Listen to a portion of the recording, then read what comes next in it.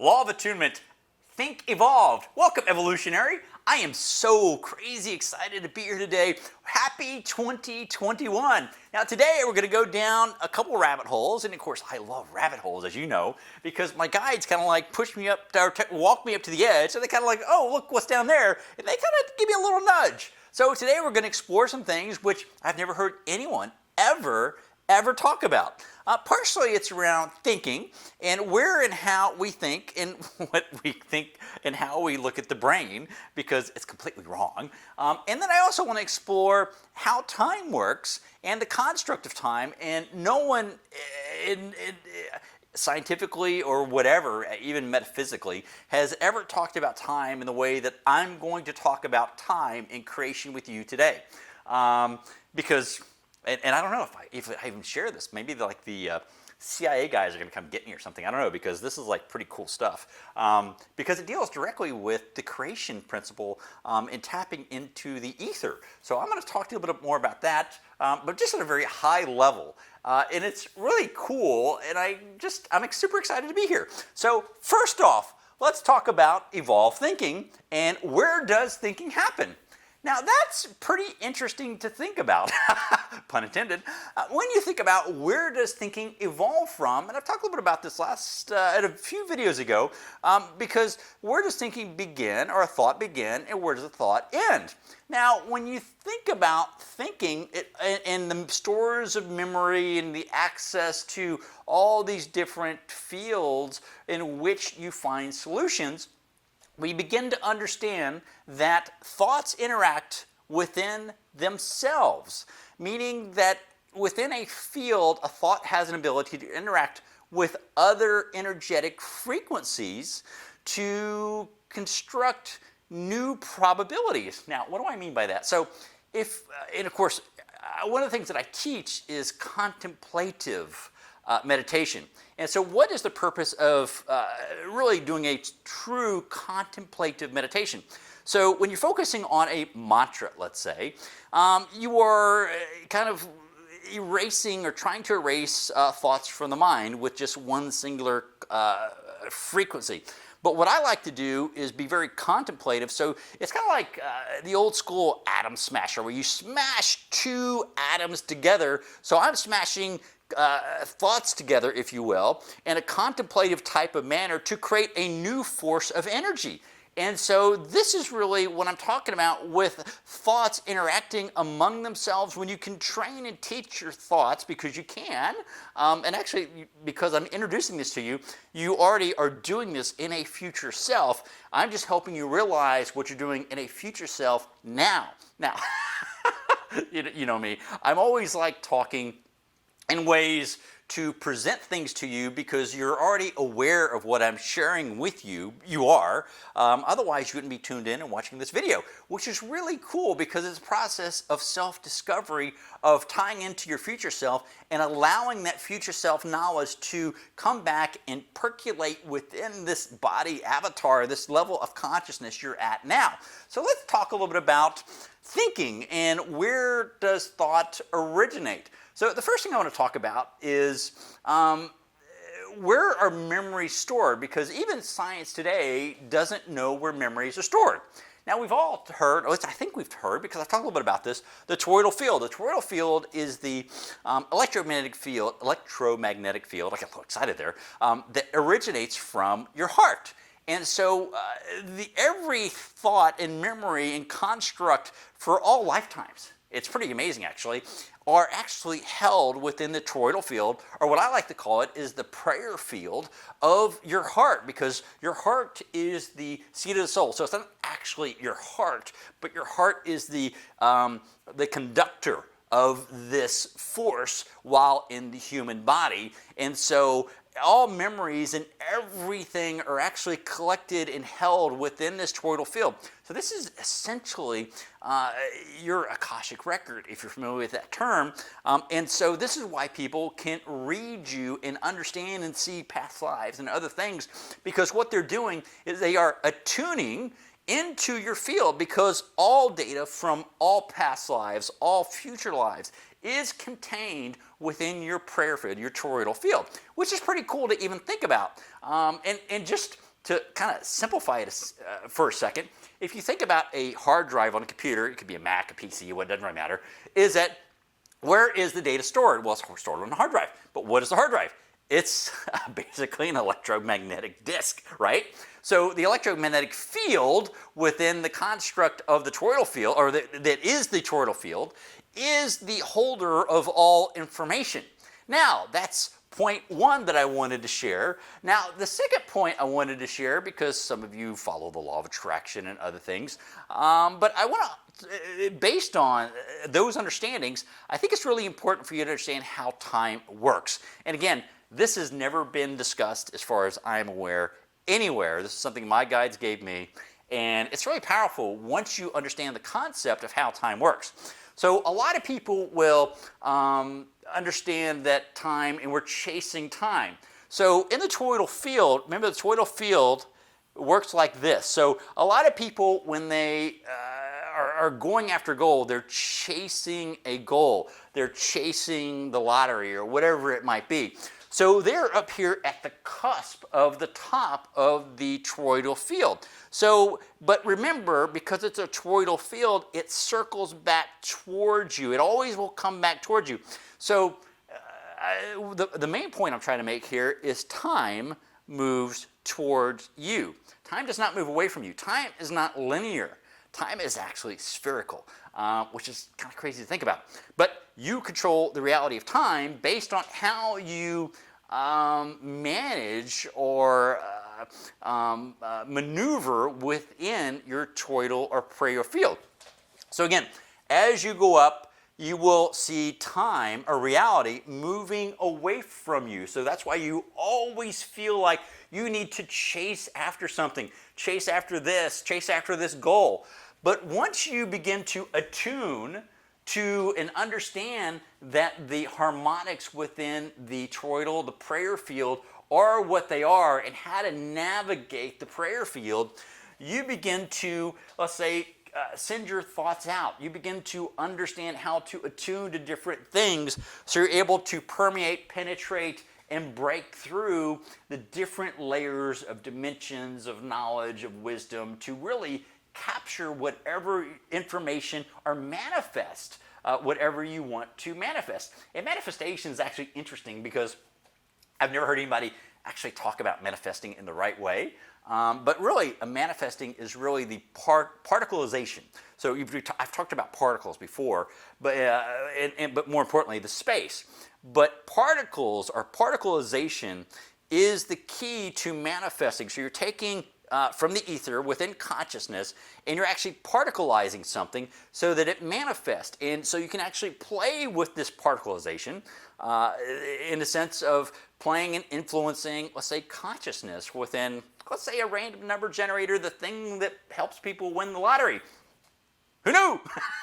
But really what you're doing is you're creating subtle energy, subtle influences, which in a sense are like sprinkling pixie dust, again, particle-ization, of this layer of consciousness within this field to allow something to happen. Now, again, you've got to understand the entire formula, and some people get lucky with this, but so instead of chasing, you send this out, you call on creation, if you will, because thoughts, as I mentioned in the beginning, interact with other thoughts. And they don't need to be your thoughts. They could be thoughts of consciousness within this random number generator, or it could be thoughts that are preset by this level of consciousness within the individual who set up, let's say, this random number generator 6 months ago. To program it, and just happens to align because you're now attuned to this level of programming to help you win the lottery. Now, I'm just using that as an example, but it really applies to all things. So you've got this solution because now you've tapped into the ether, which is creating these subtle influences, and to create the solution, which comes back to you. So when it comes back to you, you have a choice. You can continue to chase it, which is going to fragment or deharmonize the solution which was brought to you from the God force, or you can allow it and accept it and let it go, meaning that you just know it to be true. And what happens is when you harmonize and attune to it, it comes back up through the toroidal field. Remember, toroidal field is going to flow. So it goes away. You have to attune to it. You have to let it go, not chase it. You have to accept this 0-point solution that the universe brings back to you, because it may be this or that, and it may not be what you exactly thought, but it's going to bring back the best solution for you at this time to help with your evolution.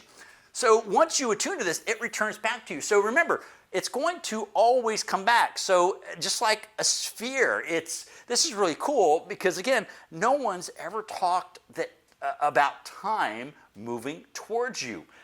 And so once you understand just this subtle nuance, it's incredibly powerful. So this really creates this ability to control and create reality.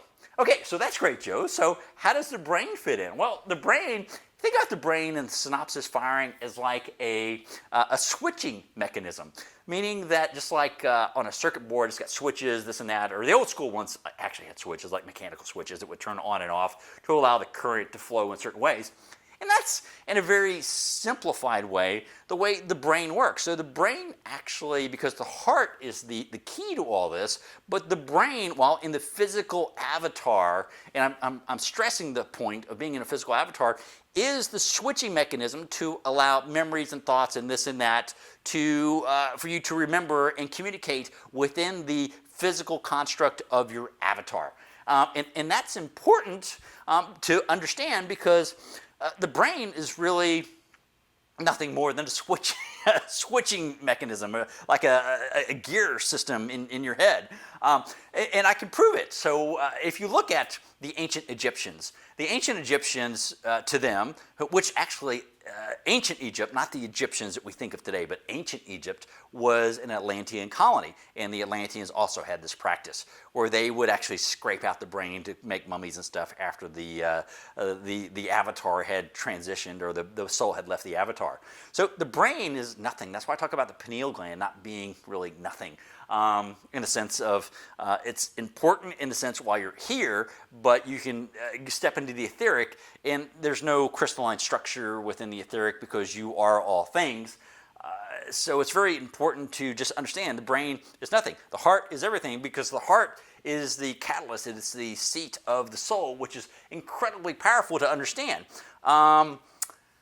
So what I wanted to step into now is, once you begin to have these solutions and agreements, what's happening is, remember, once you go past belief and knowledge and this and that, you actually gain agreement with Source. And that agreement with Source is layered depending on your understanding or understanding of consciousness and being able to penetrate and discover what lies beyond. Remember, my saying is to see beyond. So it's always a matter of going beyond this and then going beyond that and then going beyond and then beyond. Continually expanding one's horizon, which allows one to go deeper into the ether, into consciousness, in order to capture ideals and thoughts that would wow Nikola Tesla. He'd be like going, dude, where'd you get that from? Of course, he would know, but he'd be like, man, I'm impressed you're able to tap into the universal consciousness like that. Actually, it's beyond universal consciousness. And so think about this.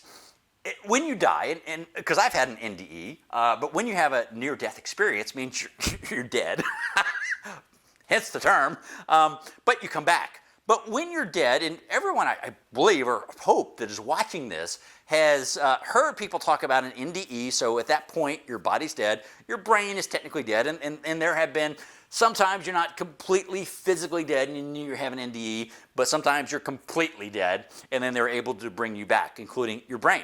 So when you are completely dead, and just to prove that thinking does not originate from the brain, when people are outside of their brain is completely dead, they still have thoughts. They can still see. They still bring back memories when they do like the shock on the heart to bring them back, or the FM or whatever it might be, that restores them, their avatar, back to some functional living capacity.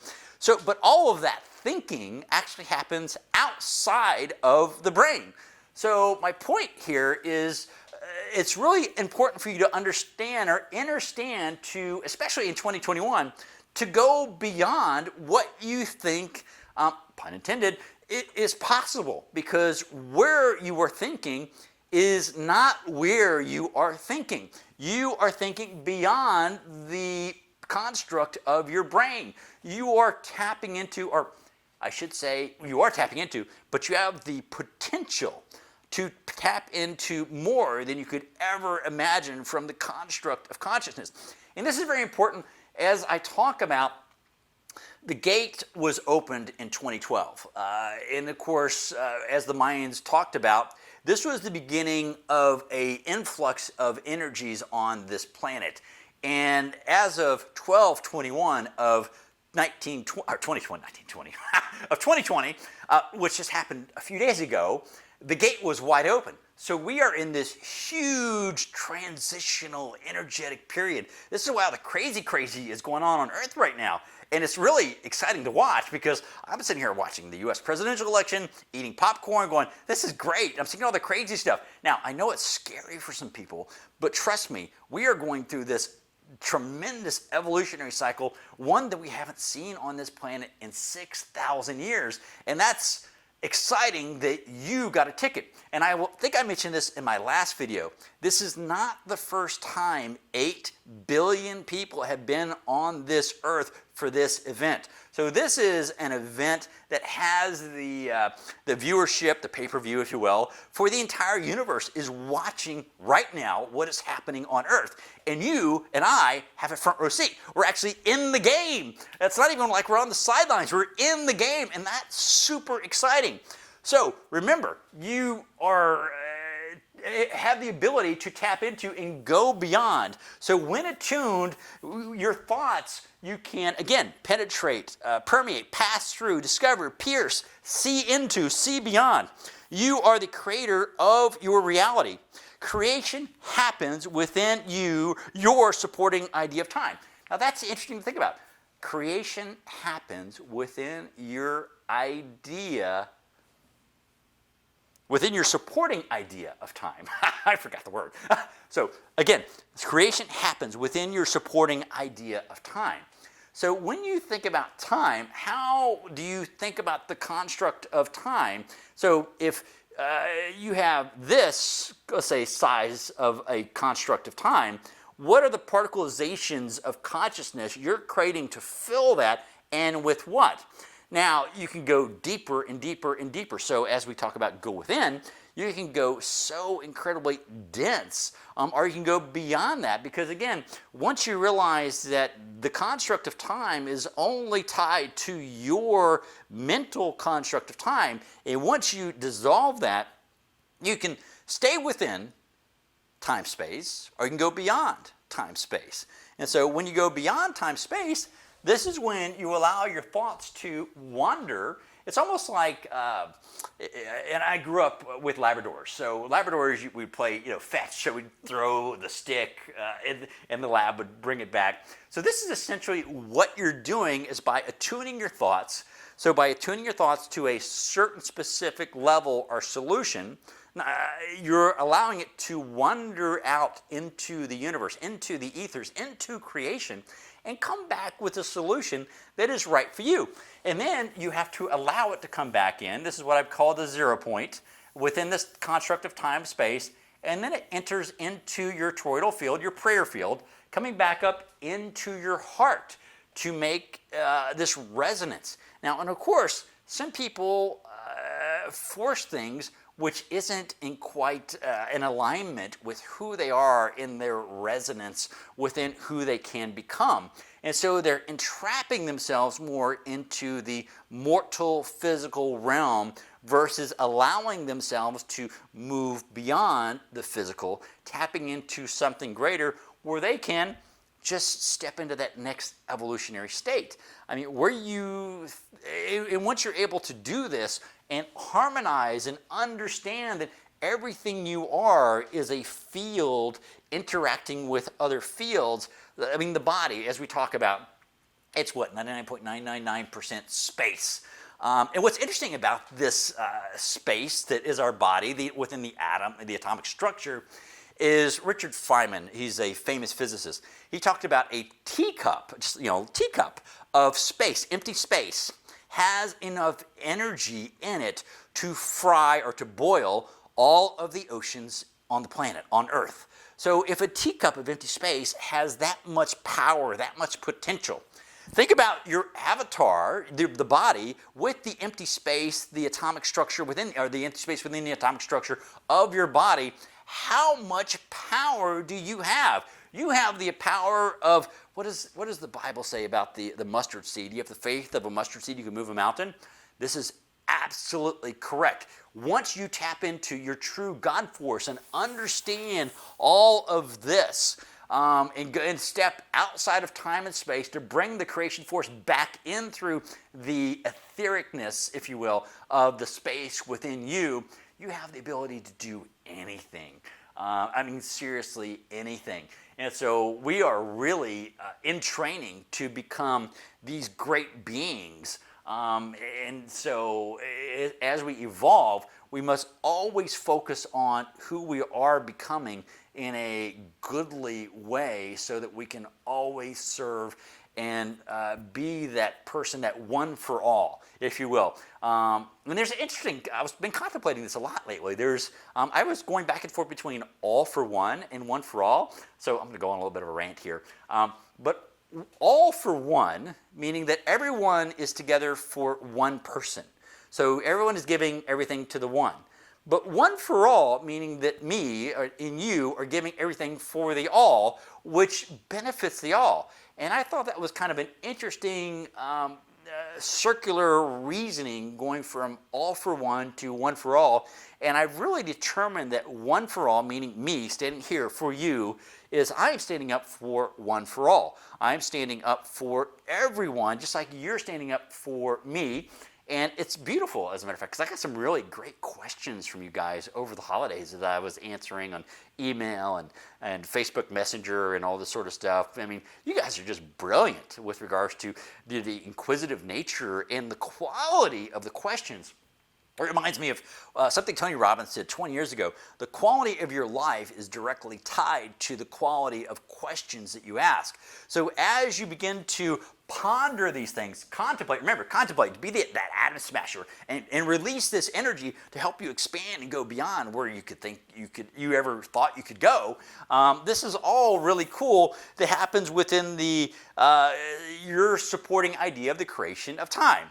So with that, I hope you enjoyed this, because it's our job as angelics to move forward and expand and take on the role of being this force for evolution for all. And this is part of the gifts that we have. And whether it's just a conversation, I'm not saying get on YouTube, but just a conversation. And it's just such a beautiful thing to share. So I just want to wish everyone a very happy 2021. Have an incredible launch to the year. Watch everything in fascination, because again, this is a show that hasn't happened in 6,000 years.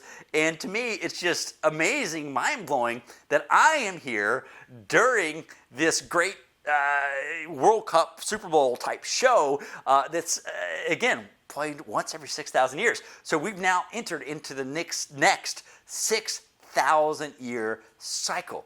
And it's up to you, just like it's up to me, to choose how and what we are going to do in the age of Aquarius, this new age of unlimited potential. So with that, always stretch, always see beyond, go beyond, and ask me questions. I love you guys. I just am so excited to be here sharing these crazy thoughts. Because I get these crazy thoughts because they're beyond normal thoughts, right? So I'm like a couple different loops of thoughts out, which is what I'm teaching in this video today, is to go beyond, to go beyond, to go beyond. And that's really where I've tapped into the guides, and even going beyond the guides that I had when I first started, because there are guides beyond the guides. and well, anyway, much love. I love you guys, and have a super fantastic, very happy 2021, and I will see you next week with, and if you have like insights, let me know, what they are, or maybe something like you would like me, you watched in a previous video, to go deeper in, or into in 2021, because I'm doing all this very surface level, but no, there's no buts. Happy New Year. Love you guys. Bye-bye.